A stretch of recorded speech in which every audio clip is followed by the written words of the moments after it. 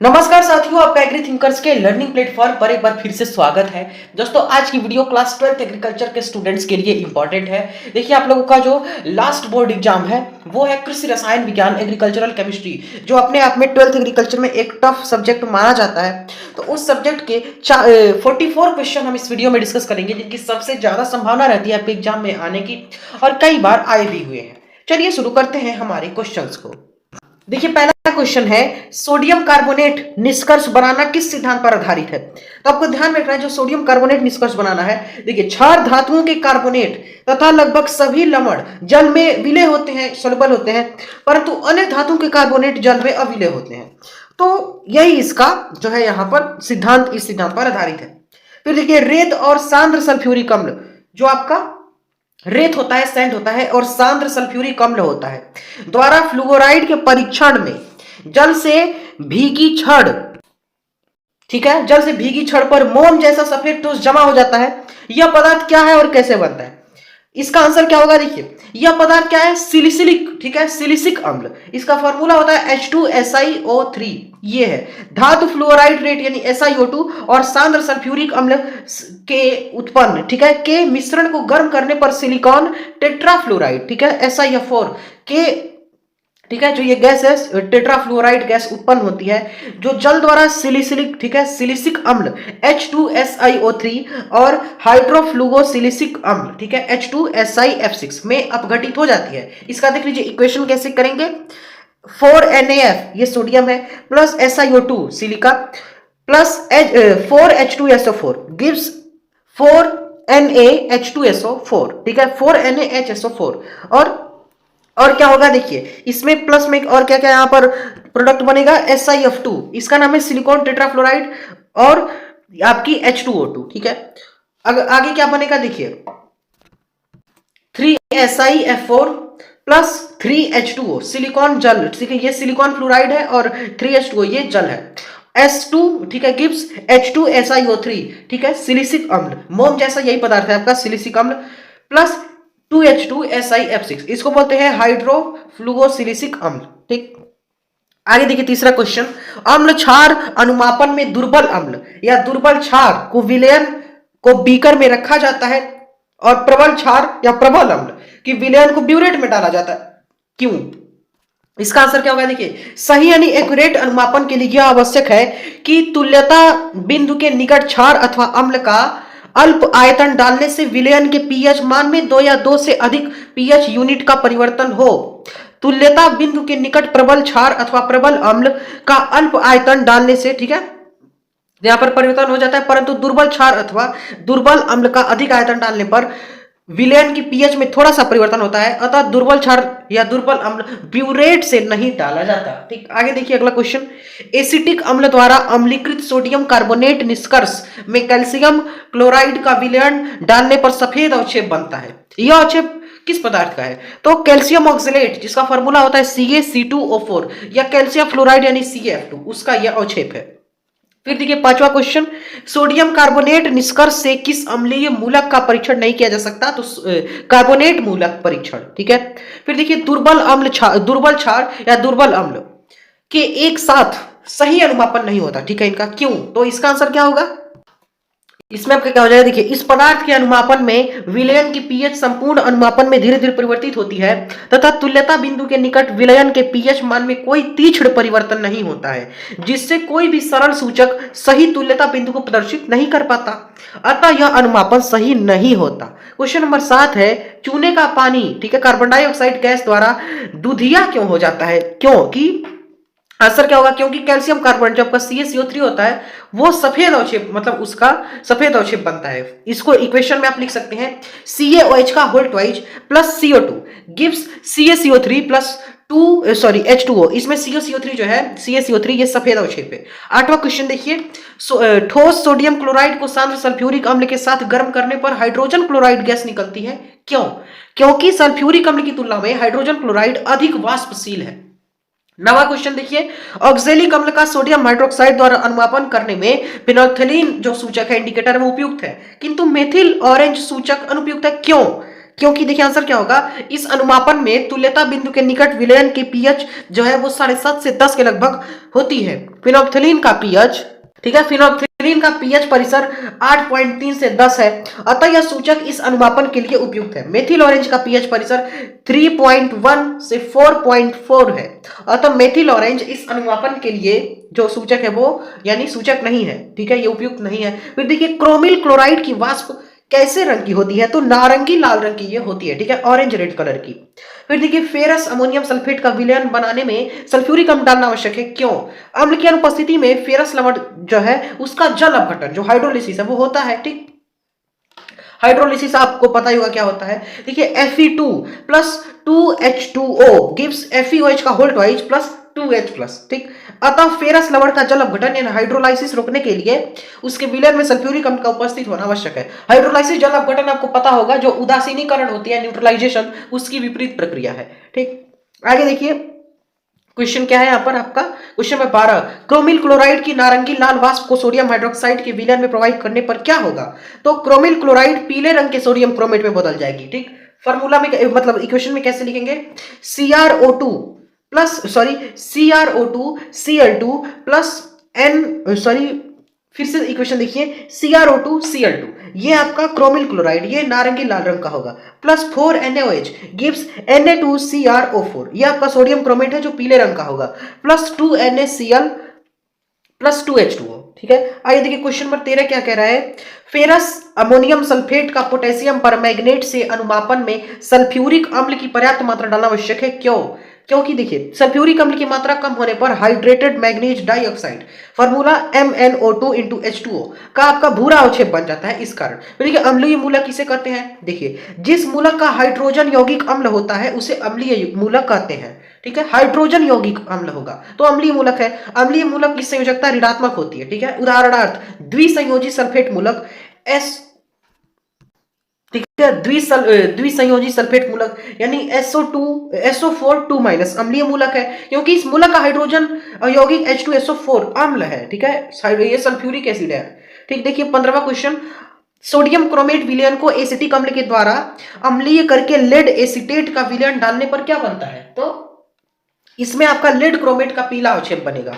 इसको इक्वेशन में कैसे लिखेंगे, Na2CrO4 ये सोडियम क्रोमेट है प्लस CH3COO का होल ट्वाइस ये लेड एसिडेट है, Pb gives PbCrO4 lead chromate का पीला अवक्षेप प्लस 2C2COONa। फिर देखिए आपका 16वां क्वेश्चन क्या दिया हुआ है, देखिए फेरस अमोनियम सल्फेट का पोटेशियम परमैंगनेट से अनुमापन में सल्फ्यूरिक अम्ल के स्थान पर हाइड्रोक्लोरिक अम्ल जो आपका होता है HCl या HNO3 का उपयोग नहीं किया जा सकता है, क्यों? तो इसका आंसर क्या होगा, देखिए फेरस लवण जो है, फेरस जो होता है उसकी प्रेजेंस में पोटेशियम परमैंगनेट हाइड्रोक्लोरिक एसिड को क्लोरीन में ऑक्सीडाइज्ड यानी ऑक्सीकृत कर देता है, जिससे अनुमापन सही नहीं होता है। नाइट्रिक अम्ल स्वयं ऑक्सीकारक है, ठीक है, खुद ही एक ऑक्सीडेटर है, इसलिए नाइट्रिक अम्ल का उपयोग नहीं किया जा सकता। देखिए क्लोरीन जल किसे कहते हैं, क्लोरीन का जल में विलयन, ठीक है, जो क्लोरीन होता है उसके वाटर में जो सोल्यूशन होगा वाटर में उसको हम यहां पर बोलते हैं आपका क्लोरीन का जल विलयन, ठीक है, क्लोरीन का जल में विलयन जो होता है। फिर देखिए सोडियम कार्बोनेट निष्कर्ष क्या है, तो धातु लवण और सोडियम कार्बोनेट विलयन के उभय अपघटन से प्राप्त विलयन, ठीक है। देखिए फॉर इसका इक्वेशन में कैसे होगा, CuSO4 जिसको क्यूप्रिक सल्फेट बोलते हैं प्लस Na2CO3 जो सोडियम कार्बोनेट होता है, इसको हम हीट करेंगे, गर्म करेंगे तो आपका CuCO3 जो अवक्षेप है वो मिलेगा और Na2SO4 यानी जो विलयन है वो मिलेगा। 19वां क्वेश्चन देखिए, क्या सांद्र हाइड्रोक्लोरिक अम्ल क्रोमिल क्लोराइड परीक्षण देगा, तो आंसर है नहीं, क्यों? क्योंकि जल की उपस्थिति में क्रोमिल क्लोराइड नहीं बनता किंतु क्रोमिक अम्ल बनता है। इसका इक्वेशन देखिए, इक्वेशन में होगा K2Cr2O7, ठीक है, आपका पोटेशियम डाइक्रोमेट है plus 2HCl plus H2O gives 2H2CrO4 ये आपका क्रोमिक अम्ल है प्लस 2KCl। क्वेश्चन नंबर 20 देखिए, नाइट्रेट के सामान्य परीक्षणों में कौन से अम्लीय मूलक बाधा डालते हैं, तो Br माइनस, I माइनस और NO2 माइनस ये तीनों यहां पर अम्लीय मूलक जो है वो बाधा डालते हैं, ठीक, एसिडिक रेडिकल जो है आपके। फिर देखिए किसी कार्बनिक यौगिक के विलयन में सोडियम बाइकार्बोनेट का विलयन डालने पर बुदबुदाहट के साथ रंगीन CO2 जो कार्बन डाइऑक्साइड गैस है वो निकलती है। इस परीक्षण से आपका क्या अनुमान है, मतलब आप क्या अनुमान करते हैं, तो यौगिक में कार्बोक्सिल समूह जो कार्बोक्सिल ग्रुप होता है COOH उसकी उपस्थिति होती है इस कारण। क्वेश्चन नंबर 22 देखिए, सोडियम कार्बोनेट निष्कर्ष क्यों बनाया जाता है? जलीय विलयन में अम्लीय मूलकों का परीक्षण करने के लिए। क्वेश्चन नंबर 23 देखिए, ऑक्जेलिक अम्ल और पोटेशियम परमैंगनेट के मध्य अनुमापन में ऑक्सीकारक और अपचायक कौन सा है? आंसर में क्या होगा देखिए, सल्फ्यूरिक अम्ल माध्यम में ऑक्जेलिक अम्ल और पोटेशियम परमैंगनेट के मध्य निम्नलिखित रिडॉक्स अभिक्रिया होती है। देखिए, और देखिए यहां पर क्या हो जाएगा, 2KMnO4 plus 3H2SO4 plus 5H2C2O4 gives K2SO4 plus 2MnSO4 plus 10CO2 plus 8H2O। इस अभिक्रिया में पोटेशियम परमैंगनेट का मैग्नस सल्फेट में अपचयन और ऑक्सैलिक अम्ल H2C2O4 का कार्बन डाइऑक्साइड और जल में ऑक्सीकरण होता है। अतः पोटेशियम परमैंगनेट ऑक्सीकारक और ऑक्सैलिक अम्ल अपचायक है। फिर देखिए क्वेश्चन नंबर 24, ऑक्सैलिक अम्ल का पोटेशियम, ठीक है, 1 सेकेंड, ऑक्सैलिक अम्ल का पोटेशियम परमैंगनेट द्वारा अनुपापन करने में विलयन को गर्म करना आवश्यक है। क्यों? देखिए इसका यह आंसर हो जाएगा आपका, ऑक्सैलिक अम्ल और पोटेशियम परमैंगनेट के मध्य अभिक्रिया की चाल साधारण ताप पर मंद होती है और 50 से 60 डिग्री सेल्सियस पर तीव्र होती है, अतः गर्म करना आवश्यक है। फिर देखिए चूने का पानी जो लाइम वाटर होता है किसे कहते हैं? तो कैल्शियम हाइड्रोक्साइड, COH का होल ट्वाइस जो होता है उसका जो जलीय विलयन होता है उसको कहते हैं हम आपका चूने का पानी, लाइम वाटर। क्वेश्चन नंबर 26 देखिए, कौन सा अम्ल है जो सिलिका यानी SiO2 के साथ क्रिया करता है? तो वो है आपका हाइड्रोफ्लोरिक अम्ल, HF इसको बोलते हैं। पर इसमें देखिए रिएक्शन में SiO2 सिलिका है प्लस 4HF, इसको हाइड्रोफ्लोरिक अम्ल बोलते हैं। Gives SiF4 silicon tetrafluoride plus 2H2O जल, ये है, ठीक है। फिर देखिए क्वेश्चन नंबर 27, ऑक्सैलिक अम्ल का पोटेशियम परमैंगनेट से अनुमापन में विलयन में H2SO4 पर्याप्त मात्रा में डालना आवश्यक है, क्यों? देखिए आंसर क्या होगा, विलयन में सल्फ्यूरिक अम्ल की मात्रा कम होने पर भूरे रंग का hydrated manganese dioxide MnO2 into H2O अवक्षेपित हो जाता है। क्वेश्चन नंबर 28 देखिए, एक परख नली में हाइड्रोक्लोरिक अम्ल का विलयन तथा दूसरी परख नली में सल्फ्यूरिक अम्ल का विलयन है, इसकी पहचान कैसे करोगे? आंसर क्या हो जाएगा, देखिए जो विलयन सिल्वर नाइट्रेट के साथ सिल्वर क्लोराइड का सफेद अवक्षेप देता है वह हाइड्रोक्लोरिक अम्ल है, तथा जो विलयन बेरियम नाइट्रेट विलयन के साथ बेरियम सल्फेट का सफेद अवक्षेप देता है वह सल्फ्यूरिक अम्ल है। क्वेश्चन नंबर 29 देखिए, ब्रोमीन और आयोडीन के परीक्षण में क्लोरीन जल का क्या कार्य है? तो क्लोरीन जल प्रबल ऑक्सीकारक है। क्लोरीन जल का कार्य सोडियम ब्रोमाइड में से ब्रोमीन को और सोडियम आयोडाइड में से आयोडीन को विस्थापित करना है। रिएक्शन में कैसे लिखेंगे, देखिए 2NaBr plus Cl2 gives 2NaCl plus Br, ठीक है। आगे 2NaCl plus Cl2 2NaCl plus I2, ठीक है। फिर देखिए आपका क्वेश्चन नंबर 30, टोलेन अभिकर्मक क्या है? Tollens reactor. देखिए टोलेन अभिकर्मक सबसे इंपॉर्टेंट क्वेश्चन है, ये कई बार पूछा गया, टोलेन अभिकर्मक क्या है? देखिए अमोनियम सिल्वर नाइट्रेट, ठीक है, अमोनिया में सिल्वर नाइट्रेट विलयन जो है वो टोलेन अभिकर्मक कहलाता है। तो क्वेश्चन में 31 देखिए, किस लवण की उपस्थिति में अमोनियम हाइड्रोक्साइड के आयनन की मात्रा घट जाएगी? तो अमोनियम लवण जैसे NH4Cl। क्वेश्चन में 32 देखिए, सल्फर की उपस्थिति में क्लोरीन का परीक्षण किस प्रकार करते हैं?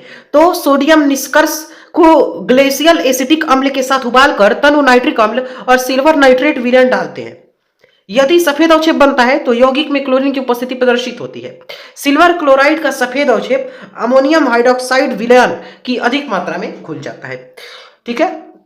और ग्लेशियल एसिटिक अम्ल के साथ उबालने से सल्फाइड नष्ट हो जाता है, जिससे सल्फर की बाधा दूर हो जाती है। रिएक्शन में देखिए Na2S plus 2CHCOOH gives 2CH3COO Na plus H2S, ठीक है। फिर अगला क्वेश्चन देखिए, फॉर्मेलिन क्या है? तो फॉर्मल्डिहाइड का जो 40% जलीय विलयन होता है उसको हम फॉर्मेलिन कहते हैं। फिर क्वेश्चन नंबर 34 देखिए, क्लोरीन जल द्वारा ब्रोमीन और आयोडीन के परीक्षण में क्लोरोफार्म का क्या कार्य है? तो इसका आपके क्या हो जाएगा, देखिए मुक्त ब्रोमीन और आयोडीन के लिए क्लोरोफार्म विलायक का कार्य करता है, ठीक है, एक सॉल्वेंट का। क्लोरोफार्म में ब्रोमीन का विलयन नारंगी लाल रंग का तथा आयोडीन का विलयन गुलाबी या बैंगनी रंग का होता है। क्वेश्चन में 35 देखिए, सोडियम कार्बोनेट का हाइड्रोक्लोरिक अम्ल द्वारा कार्बन डाइऑक्साइड अवस्था तक अनुमापन करने में मेथिल ऑरेंज सूचक उपयुक्त है, किंतु फिनोल्फथलीन सूचक अनुपयुक्त है, क्यों? तो देखिए इस अनुमापन में तुल्यता बिंदु के निकट विलयन की pH 4.5 से 3 के लगभग होती है। मेथिल ऑरेंज का रंग जो है वो परिवर्तन अंतराल यानी कलर चेंज इंटरवल अम्लीय रेंज पीएच 3.1 से 4.4 में है।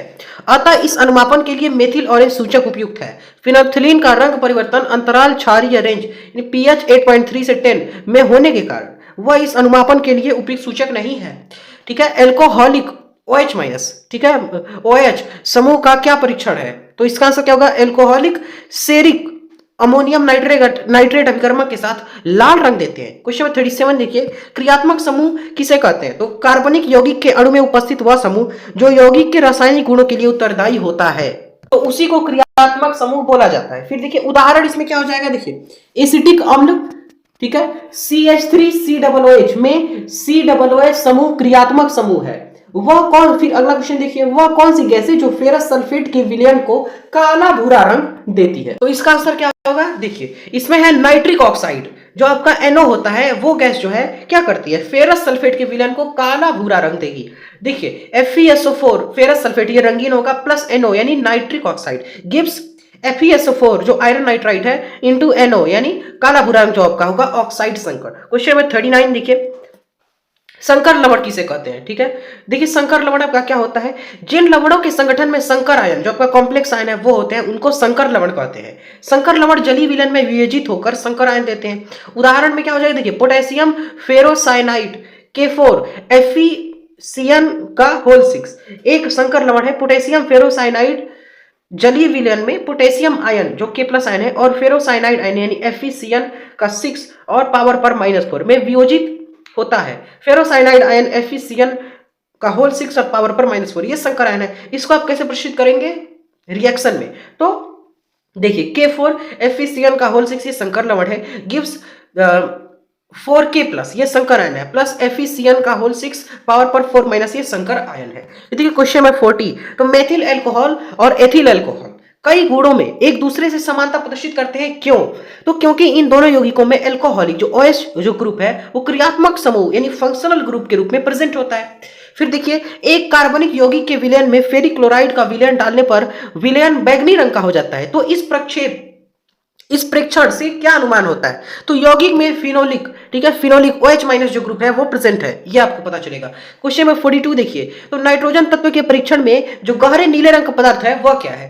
तो सोडियम फेरोसाइनाइड, ठीक है, इसका फॉर्मूला क्या हो जाएगा?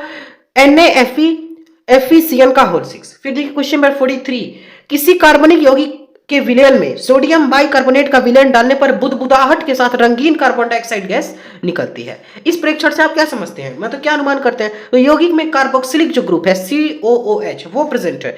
लास्ट क्वेश्चन देखिए क्वेश्चन में 44, एनिलीन में कौन सा क्रियात्मक ग्रुप है, कौन सा फंक्शनल ग्रुप है एनिलीन में? तो वो है आपका बेंजीन रिंग से जुड़ा, ठीक है, NH2 वो ग्रुप है। ठीक है, तो यहाँ पे आपके क्वेश्चन खत्म होते हैं। मिलते हैं नेक्स्ट वीडियो में। देखिए स्क्रीन पर जो आपको इंस्ट्रक्शंस दिख रही हैं इन सभी इंस्ट्रक्शंस को आपको फॉलो करना है। टेलीग्राम चैनल से और व्हाट्सएप ग्रुप से तुरंत जुड़ जाइए, लिंक मिलेगी डिस्क्रिप्शन में। व्हाट्सएप ग्रुप पे हमारा कॉन्टैक्ट नंबर भी है, पर्सनल तो हमसे कॉन्टैक्ट भी कर सकते हैं और ग्रुप में भी आप अपनी क्वेरीज पूछ के सॉल्व करा सकते हैं। और टेलीग्राम चैनल पे आपको सारे मटेरियल मिलते हैं। देखिए सबसे इंपॉर्टेंट है कमेंट करना, कमेंट आपको जरूर करना है क्योंकि कम्युनिकेशन तभी सफल माना जाता है जब फीडबैक मिलता है। आप एक्सटेंशन बेसिस में पढ़ेंगे। मिलता है नेक्स्ट वीडियो में। Thanks for watching, take care.